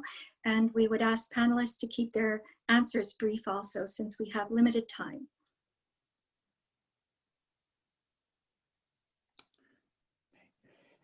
The first question will be from Steve Cunningham Bryant. Please unmute your microphone and go ahead. Hi, this question is for Dr. Stanley. I was just wondering what you thought a role propaganda could play in countering all the negative propaganda that is being pushed, especially now during the election. Great question. One thing, especially when we face these incredible conspiracy theories like QAnon that remove our ability to communicate with each other. So I think in the short term, it's going to be mainly action and going out on the streets and social movements where we band together to protect the vote. In the long term, it's going to be, as I said, changing the social meaning around the words that are the solutions. We can't shut down solutions. When the solutions don't come from capitalism, we can't shut them down by saying we're capitalists. So we have to change the social meaning and the valence. And I think if you look at young people, they're already doing that. Great. The next question will come from Storm King. Please unmute your microphone and go ahead. Yes, my question is on that same topic, but for Dr. Bandy Lee. A recent reputable poll reported that 50% of people that plan to vote for Trump believe wholeheartedly in this QAnon thing, and that another 30% of them are unsure somehow. One of the tenets of that wacko, weird thing is that Trump is this figurehead that is going to lead the storm and arrest all these Democratic people that are somehow preying on children for some magic potion thing. What will happen to them if Trump is removed from the equation? Will they continue to seek out some fulfillment of that, what I think of as a mass psychosis, or will it finally peter out? Thank you in advance. Thank you. I have often spoken about the phenomenon of shared psychosis, where mental symptoms can be transmitted. We don't often think of them as being contagious, but when you have a setup of strong emotional bonds with an influential figure who has severe mental symptoms and has gone untreated for a very long time, with exposure, those who are attached to the president will come to take on his delusions, paranoia, violence proneness, and that's something that we often see with individuals with severe mental symptoms who go untreated. The solution usually is to remove that family member or gang leader, hospitalize them, and very rapidly, just as dramatically, those who have adopted those symptoms return to their normal state. So a lot of what we see is symptom contagion, but of course we also have to deal with the propaganda and the cultic programming that has been happening through the media. And finally, we have to address the problems that the panel has mentioned, the socioeconomic conditions that have given rise to the vulnerability and symptoms in the first place. Relative poverty is far more psychologically injurious than absolute poverty. And that's something we should address long term. Thank you. Great. The next question will be from Mary Teresa Webb. Please unmute your microphone and go ahead. My question is for Bandy Lee, and it's really two parts. Do you consider the followers of Trump to be cult followers? And if so, if Trump loses, do you anticipate violence? Thank you for that question. Yes, the violence proneness and the dangers of violence is something that we have often discussed and alerted about, that we have seen how the president incites violence and has done so on multiple domains. And we are now at the brink of some kind of violence, whether it's civil war or international war or even nuclear war, is almost serendipitous as the nature of violence is. But there are many things we can do to prevent violence, and part of it has to do with working with the individual psychology. Other things have to do with prevention at a more societal and global scale. And so that is one of the reasons why we have assembled. As for specific psychological techniques, you can go to the new book that I published, Profile of a Nation, Trump's Mind, America's Soul, which is a full psychological analysis of Donald Trump in the context of his followers and the nation. It's sold on Amazon and my website, bandylee.com. Thank you. Great. The next question will be from Robert Covington. Please unmute your microphone and go ahead. Thank you. I just want to say thank you to everyone who's participating today, and thank you, Dr. Lee, for your leadership. My question is for you and Dr. Benguiat. So, and I want to sort of piggyback off of Mr. David K. Johnston as it relates to the post-Trump potential leader.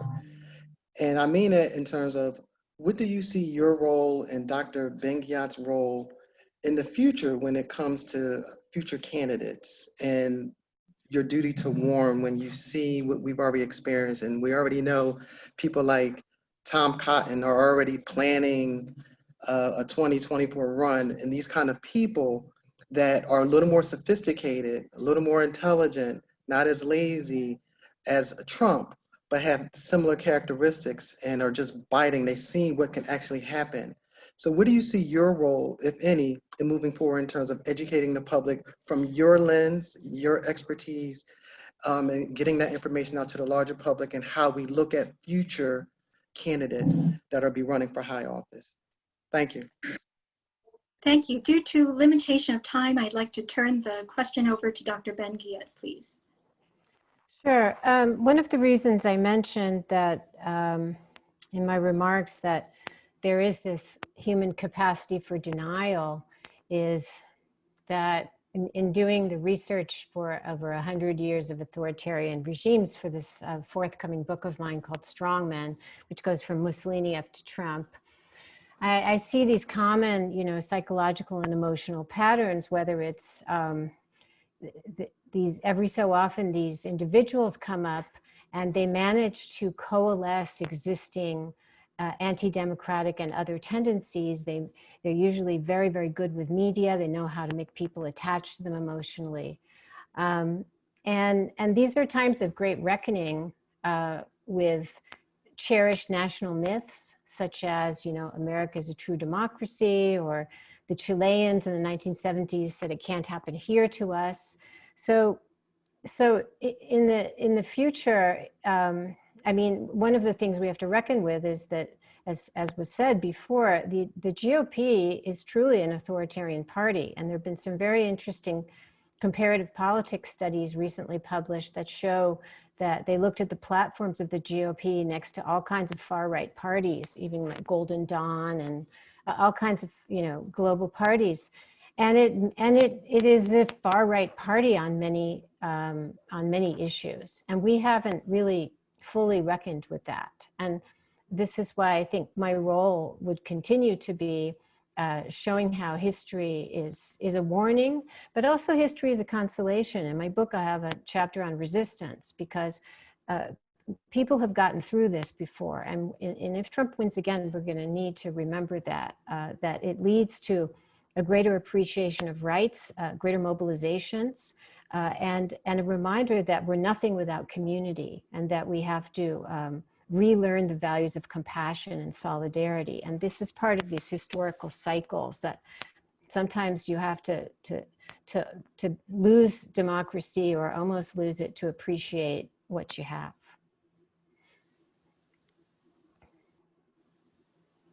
Thank you.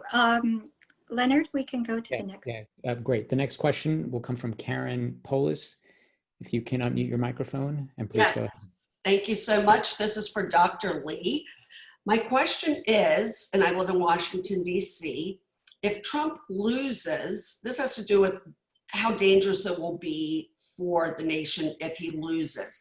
And really also working in the idea of, I believe we've been in a cold civil war since 2016. As it's warming up with increased violence, if we were to have a civil war, what would it look like, and who would be on either side? Thank you. Just as violence is kind of the end product of a long process, it's hard to predict exactly what form it will take, but we can shape or prevent what form it takes by strengthening ourselves and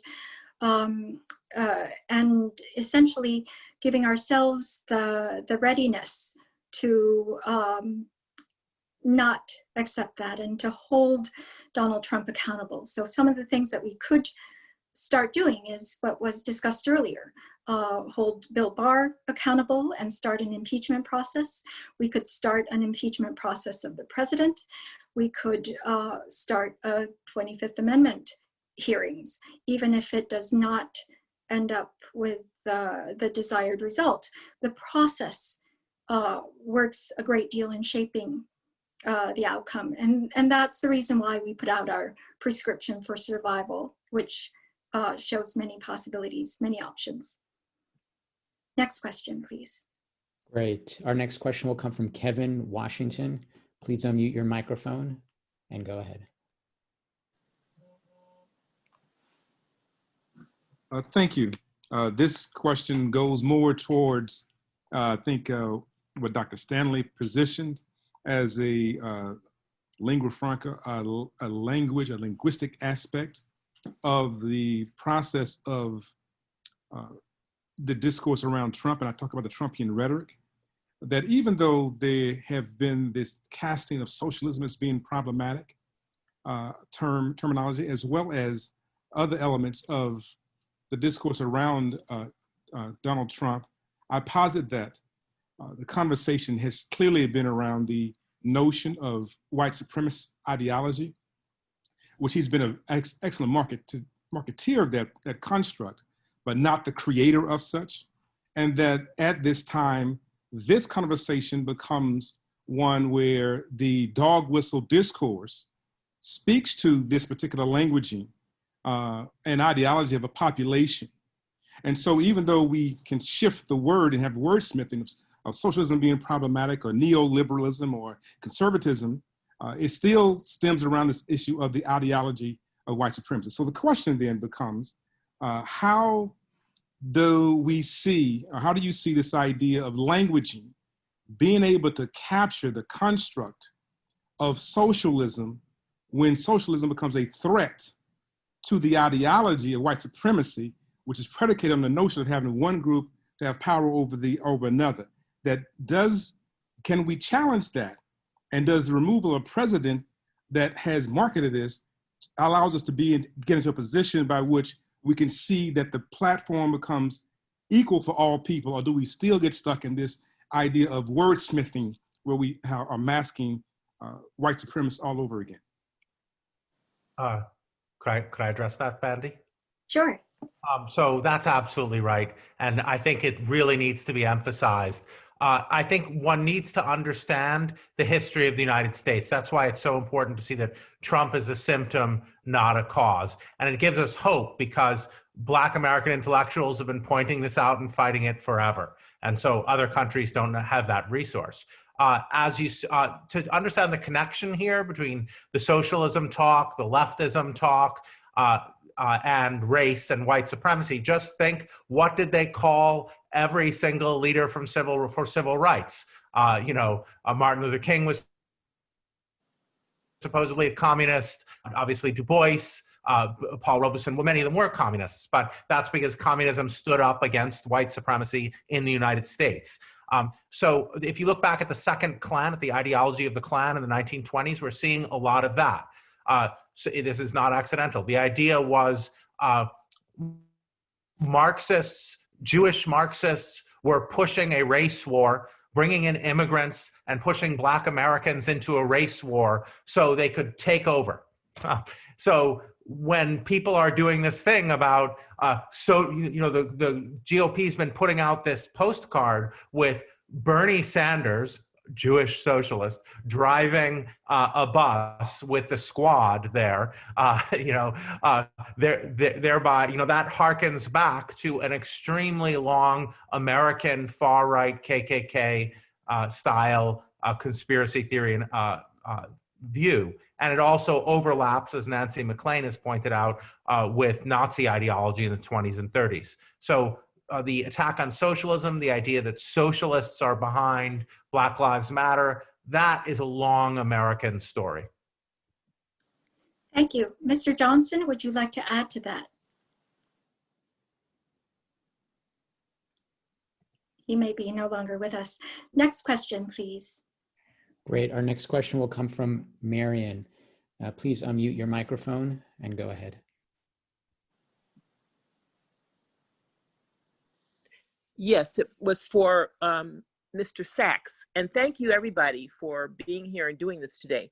Jeffrey Sachs, you gave a wonderful laundry list of some of the emergency actions that are going to need to be taken if we have a new president in January of 2021. Could you go over that a bit more and maybe say what do you think are the most important? I know things would have to be, a lot of things have to be done simultaneously.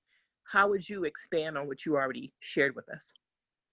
Marion, thank you very much. Just to say this list, which I'll share with Bandy if she can post it somehow so that people can look at it afterwards.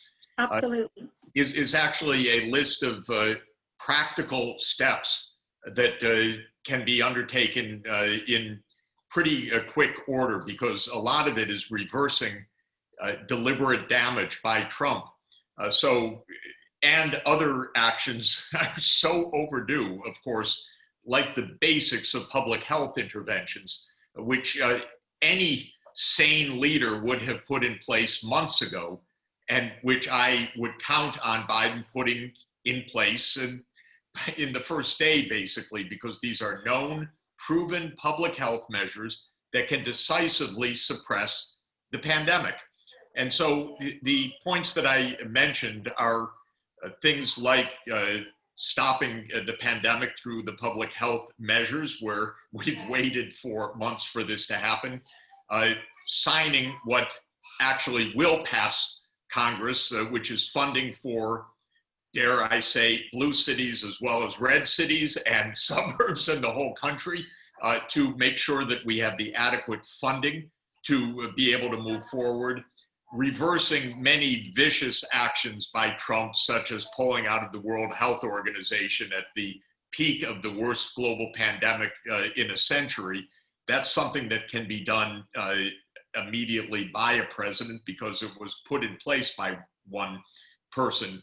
And then I would hope that we would take several steps that will require legislation to correct the weaknesses of our voting system so that we are not skirting at the edge of authoritarianism, as we've been talking about this whole session, so that people can vote. And when we have mass voting, I think it's important to say that the underlying racism and vulgarity that has been driving this does not have majority support. That's why Trump's modus operandi and his cronies' modus operandi is voter suppression, because they know that if people vote, this is not a majority position in this country today. Young people are completely against this agenda. And so if we get voting solved better than this horrendous rickety system that is designed for voter suppression, that has been part of the racist structure, then we will solidify the democratic, that small d, democratic institutions for the future. And I do want to say, I think it was David K. Johnson, and of course I'm a Johnston and I'm a great fan, but he said that our Constitution was designed for maximum liberty. That's not quite right. It was designed in the context of a slave nation, and it has many deep flaws which have left us vulnerable throughout our history. And we need to continue in our generation to build a system that is truly designed for freedom for everybody. And we can do it, but we have seen exposed how unbelievably fragile this is, and we're just at the edge. So the next few weeks are the most decisive challenge for our generation. Vote, defeat this bum, and then get him out of there according to the vote. And then we can implement measures to correct this rickety system that we now understand we have in a way that a vast majority of Americans want to correct. Bandy, if I may.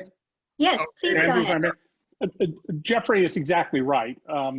I was taking the optimistic point that even with the embedded racism, ownership of people, and lots of other things that are in our Constitution that I teach I'm not a lawyer, but I teach third-year law students. It is the idea that we will improve, we will govern ourselves, and we will do better. We have a long way to go. And the reality is the Civil War from the 1860s isn't over. Thank you. For everyone's information, Dr. Sacks's list and information from this conference will be listed on our website at dangerouscase.org. Next question, please. Great. The next question will come from the Zoom user with the name Resistor Girl. Please unmute your microphone and go ahead.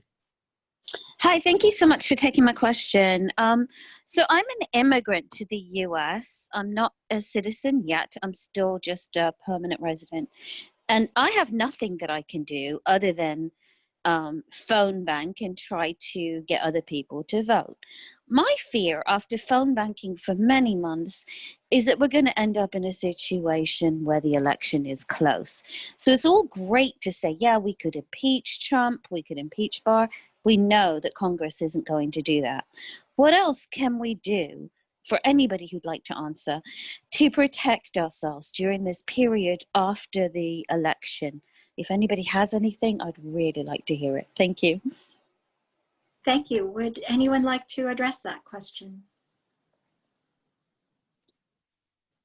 The answer to that is overwhelming turnout by people who are going to vote this bum out, as Jeffrey said. I've predicted and said this morning on British radio that Biden will win by at least 16 million popular votes, hopefully more than 20.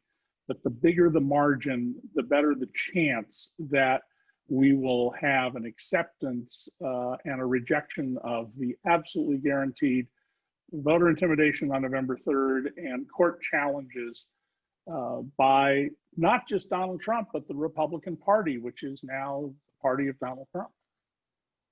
Thank you. Anyone who hasn't spoken yet, would you like to address this question? Well, I will. I think on election day, turnout's absolutely critical, but we also need to make sure that every single vote is counted. And we have litigation now where the Republican Party in Pennsylvania has tried to force the state to stop counting on election day, even ballots that are cast on time. And they want to go back to the Supreme Court. I believe they're hoping that Justice Barrett will be there waiting to sign on and change the opinion on that next week. This situation with counting the ballots needs to be watched very carefully, and we may have some chaos after the election. So we need to be prepared to have lawyers on the ground in Florida, Pennsylvania, Ohio, perhaps Wisconsin, any other states where things are close and people want to play games with the ballots. There's going to be a lot of mischief going on election day. They're trying to discourage people from using the Postal Service. Thanks for our Postmaster General. I testified in front of Congress about that a couple of weeks ago. And we need to be ready on election day to make sure everyone who hasn't voted by mail gets to the polls and then every single vote is counted. It's going to be critically important. Thank you very much. Oh, please. Yes, let me just add to that. I certainly endorse whatever we can do now to get to the polls and organize. But I think we all need again to think deeply that why this man arose and why so many populists like him and even worse are rising throughout the advanced industrial and capitalist world. We have a bigger problem. We first, number 1, 2, 3, and 4 is to get rid of Donald Trump.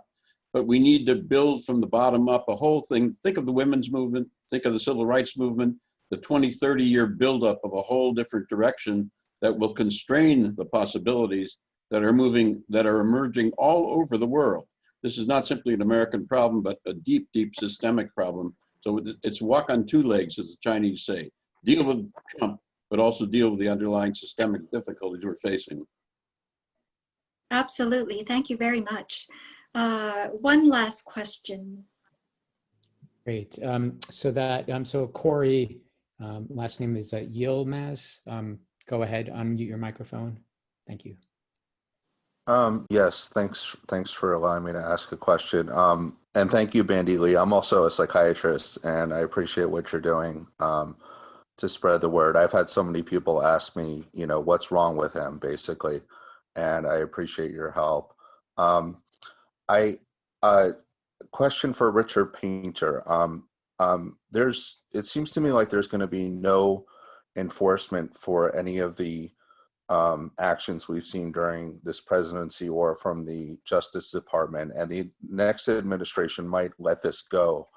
And I was wondering, will New York State take over enforcing some of the misbehavior we've seen? And I've read that a lot of the New York Attorney General is investigating this, but mostly they're looking at civil charges. Will anybody face criminal charges after the Trump presidency is over? Thank you. Yes, I believe so. First, on the federal side, I hope that a new president, would be President Biden, would appoint an independent counsel to investigate any and all criminal activity that took place during the prior administration. It should not be a political appointee. It should be an independent counsel who can make those decisions. And we should not make the mistake, as Professor Finkelstein pointed out, we should not make the mistake that we did after the Bush administration, letting the tortured lawyers go scot-free. So that's the first thing that needs to happen. The President of the United States has exposure to criminal indictment for obstruction of justice, as outlined in Part 2 of the Mueller report. The New York Attorney General could bring charges. We don't know what's going on in that grand jury. Also, the President of the United States very well may be guilty of criminal violations of the Hatch Act. I'm currently working with Professor Finkelstein on a law review article that lays out a lot of this, these criminal charges that could be brought. And I think that this is something that's very likely to happen, both at the New York level, state level, the AG, and the federal government. And yes, civil charges as well. The Trump organization has been getting away with way too much for a long time in New York, and we wouldn't be in this mess if the New York Attorney General over the past couple of decades had been focusing on what's going on over there at Trump Tower. Bandy, if I can add to what Richard said. Sure. It is virtually certain that Donald Trump is going to be indicted by the Manhattan District Attorney, most likely on bank, business records, accounting, insurance fraud, and tax fraud. And I would say there's a fairly good chance there will be a state racketeering enterprise charge based on Eric Trump's efforts to avoid testifying in a case where his lawyers, unless they're utterly incompetent, must have warned him about the prospect of a racketeering charge. And if there is a racketeering charge indictment simply returned, at that point, the state can seize all assets of that enterprise, which of course would be deeply troubling to Donald Trump, but state law provides for that. I greatly dislike the idea and think it would be a grave mistake for the long-term welfare of the republic for the federal government to prosecute Donald Trump, no matter what he's done. The state of New York can do that just fine, and so can some other states. And there's no reason the federal government can't prosecute, for example, Jared Kushner, if it turns out that he had any role in the murder of the journalist Jamal Khashoggi, if he had any role to play in other activities by the de facto ruler of Saudi Arabia, MBS, that led to deaths and other things there. The same applies to everybody else. And I hope that Joe Biden, once it is settled that he's going to be the next president, makes the following announcement. If you committed crimes, including the destruction of federal records, which can be a felony, and come forward now and completely disgorge and agree to testify against other people, our promise is that we will try not to prosecute you. If we think we have to prosecute you, we will ask a judge not to send you to prison. Anybody who doesn't, you will feel the full weight of the United States Justice Department upon you, and we will hire additional prosecutors as needed to make sure that justice is done. Thank you. Now we're almost out of time. Dr. Rahm, do you have a last word to give? You have 30 seconds. No? I'm here. I've okay. just, Go ahead. thank you so much. I've been listening to all this great commentary. I just want people to stay optimistic, that, you know, in some sense, we're fortunate, I think, that Donald Trump is as extreme a, you know, mental condition as he is, that we didn't have some much more sophisticated and smarter authoritarian. And if we can indeed sweep him out of office, then hopefully we will be able to put in place protections. But I do think that, you know, I do think that overall, the reaction to Trump has been a cause for hope and optimism. And it will be so important for everyone who is engaged in this election to be engaged in 2 years in that election, so we don't get the backlash again where our voters get discouraged and the other side doesn't. So I think people need to be able to take the long view here. And if I think you take the long view, then there is cause for optimism. Thank you very much. Dr. Zimbardo, do you have a last word to give?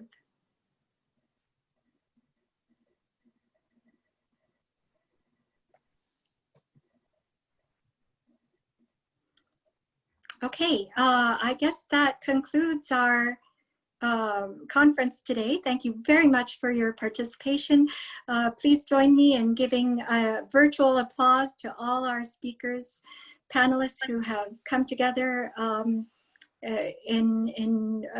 very short notice for this emergency conference.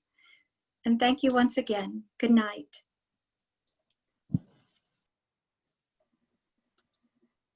Thank you, Bandy. Thank you. Andy and and everyone else here.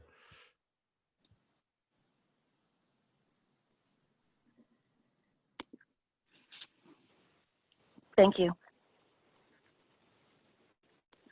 Thank you, everyone. And please visit our website at dangerouscase.org. That was wonderful, Bandy. Thank you, Bandy. Thank you very much. Thanks so much. Yes, thanks a lot, Bandy. Thank you. Thank you. Good night, everybody. Bandy, talk to you soon from Ruth. Bye. Bye. Thanks, Ruth. Thank you very much. Thank you so much, everybody. Thank you. Hello, Bandy. Can you hear me? Yes. Hi, this is Jerry Langer. Hi. Hi. I did send my article to Salon as you suggested. Okay, excellent. and Could you contact me later about that? What's that?